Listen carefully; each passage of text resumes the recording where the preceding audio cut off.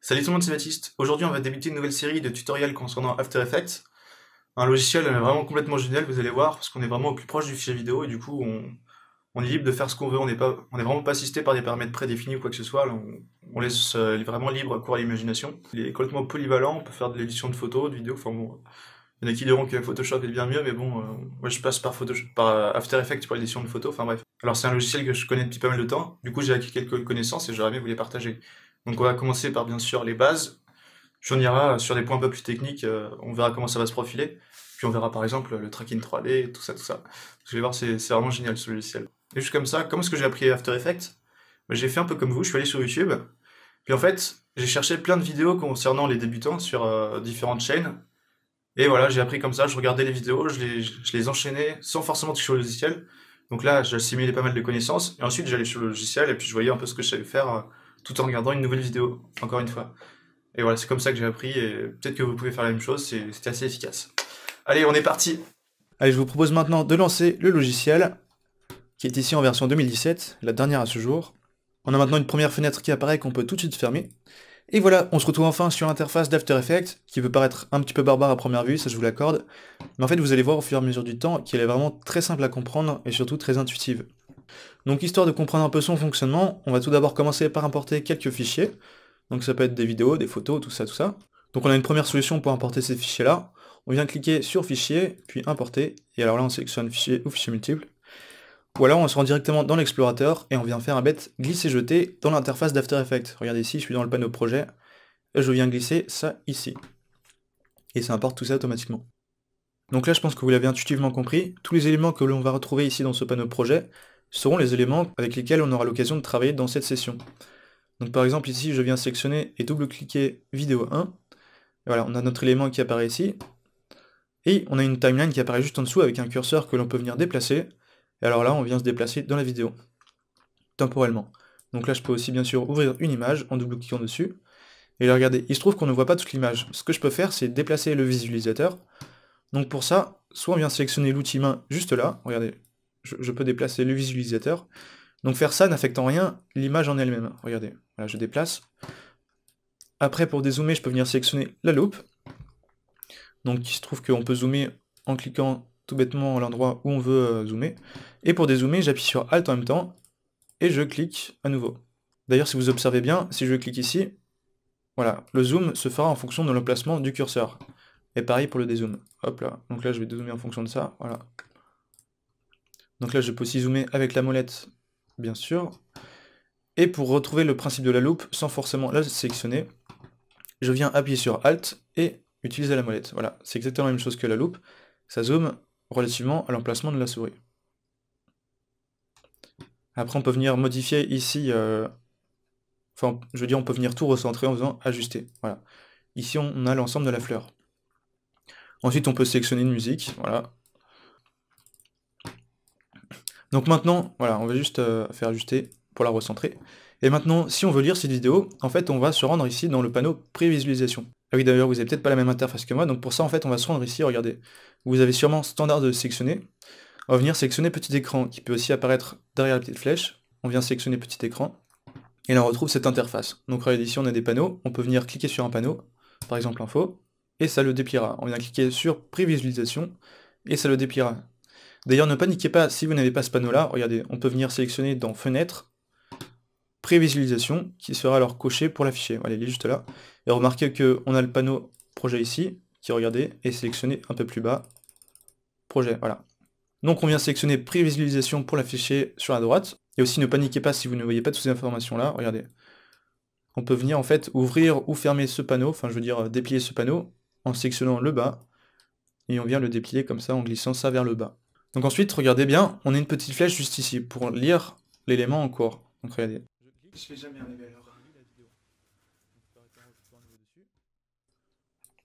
Et juste en dessous, on a une petite annotation raccourci. En fait, regardez, c'est avec ce raccourci-là qu'on va lire la vidéo, mais en prenant en compte tous ces paramètres qui sont en dessous.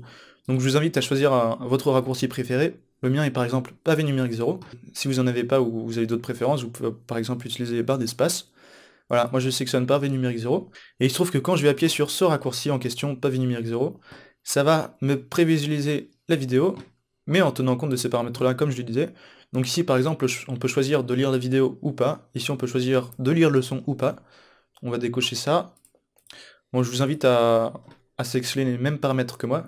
Par contre, pour la cadence, laissez ça en automatique. Ici, ça sélectionne 30 parce que l'élément sélectionné est en 30 fps. Et là, laissez tout décocher comme moi. Voilà. Donc regardez, si j'appuie sur le pavé numérique 0, comme si j'avais appuyé ici sur ce petit bouton. Et en fait, c'est bien beau de pouvoir lire une vidéo, d'afficher une image ou d'écouter de la musique, mais on ne peut strictement rien faire avec. Donc pour ça, on va venir créer une composition. Donc pour ça, en fait, on va venir cliquer juste là sur ce petit icône, créer une nouvelle composition. Et qu'est-ce qu'une composition? C'est avant tout une vidéo, donc qui aura une définition. Et ici, on va laisser en 1080p. On peut venir modifier ce nombre, regardez, on clique dessus, et on vient glisser la souris. Donc par exemple, je peux aussi cliquer dessus et le modifier de cette manière-là. Donc regardez ici, le nombre du bas est modifié en fonction du nombre du haut. Pour délier ces propriétés-là, on va venir décocher cette case, et voilà, on peut modifier tout ça indépendamment. Donc on va remettre ça en 1080p, 1920 par 1080. Ensuite, on va laisser ça en pixels carrés. Une vidéo donc qui aura une cadence, c'est-à-dire un nombre d'images par seconde. On va laisser en 30.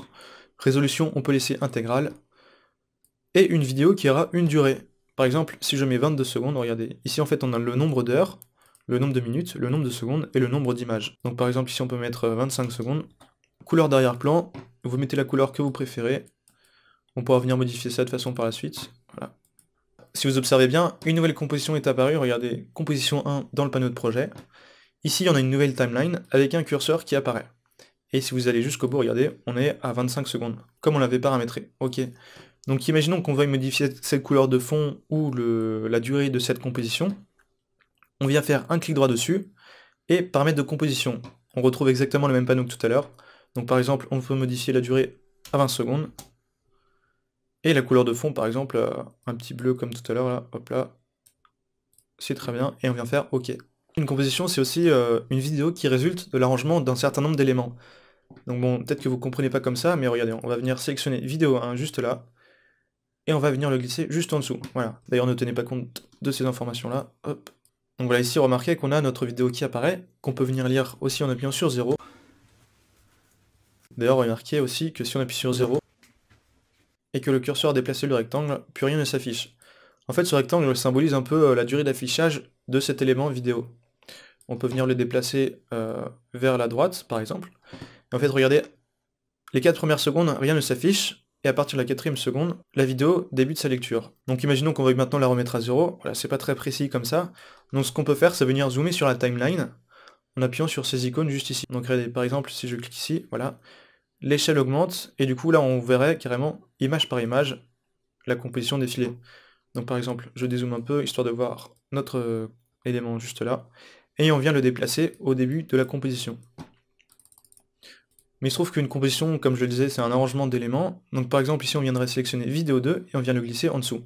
Et en fait, si vous le remarquez, si on lit la vidéo, par exemple avec le papier, la vidéo 2 n'apparaît nulle part. Et en fait, regardez, on vient déplacer le rectangle vers la fin, comme ça. Donc là, en fait, on a notre première vidéo qui s'affiche, et ensuite on a une transition sur la deuxième vidéo.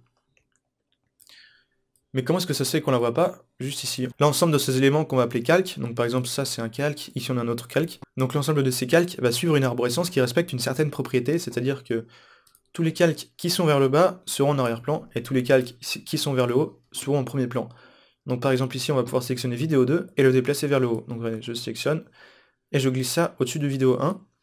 Et donc la vidéo 2 apparaît en premier plan. Imaginons qu'on veuille maintenant que les deux vidéos soient exactement à la suite. Donc allez, on place à peu près ça ici.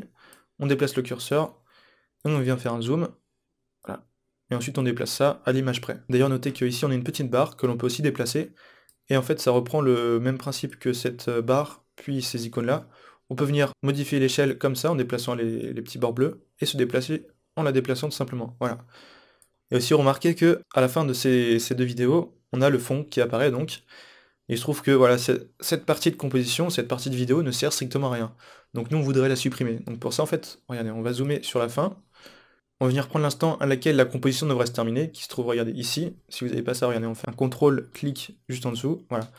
Donc là il se trouve que c'est le nombre d'images relativement au début de la composition, et là c'est le temps, l'instant auquel est placé le curseur. Donc là je viens cliquer dessus, je viens copier, et en fait on va venir modifier le temps de la composition pour faire en sorte que la fin de la composition soit à ce curseur-là, donc c'est-à-dire à cet instant-là. Donc on a pris cet instant et on l'a collé ici dans la durée de la composition. Et voilà, la composition se termine juste à la fin de cette dernière vidéo. Donc ici en fait on a créé une première composition qui est la combinaison de deux vidéos. Donc on pourra par exemple la renommer, donc pour ça on va faire un clic droit, paramètres de composition, ou alors juste là, ce sera peut-être plus rapide, paramètres de composition, et qu'on peut par exemple appeler combinaison. Combinaison des deux vidéos. Voilà. Bon, c'est un nom un petit peu au pif, mais ça résume un peu ce que fait cette composition. D'ailleurs, il y a un truc que je vous ai pas dit, c'est que la première technique pour créer une composition était simplement de cliquer juste là. On a une deuxième technique. En fait, on va venir sélectionner un élément du panneau de projet, et on viendra le glisser juste ici sur cette icône.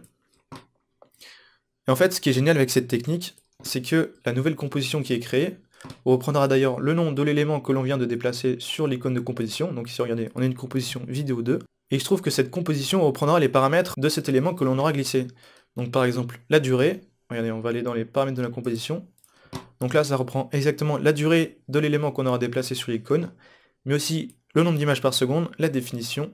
Et ça, c'est vraiment génial. Alors on peut aussi venir supprimer cette composition que l'on vient de créer en faisant supprimer, en appuyant sur le clavier Supr, ou alors on peut venir se rendre dans édition, puis effacer, voilà comme ça. Ça remplace le raccourci, mais c'est beaucoup moins pratique. Et ce qui est vraiment génial dans After Effects, c'est qu'on pourra imbriquer plusieurs compositions. Regardez par exemple, on va créer une nouvelle composition à partir de notre image salon, voilà en glissant l'image sur cette icône.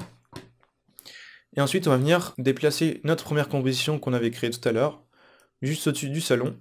Et voilà, regardez, on a la composition qui apparaît dans la composition salon. Voilà. D'ailleurs, juste un petit mot à propos de cette barre verte ici, regardez, si on déplace le curseur, on a du vert qui apparaît.